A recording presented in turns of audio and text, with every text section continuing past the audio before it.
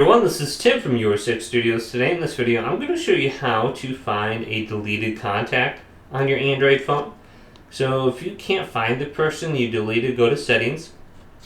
Scroll on down until we get to where it says Google Services. Tap this and go to your account on the top and click it. And go to Manage Account, or just go to your Google account. And we can scroll on down on here. You might have an option to manage your account on top, but I want to go to People and Sharing.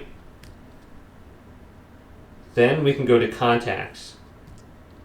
It's going to open up this page. You probably have to sign in. I'm going to stay on the web version. Okay, now I want to go to the three lines in the top left. Going down to your trash can.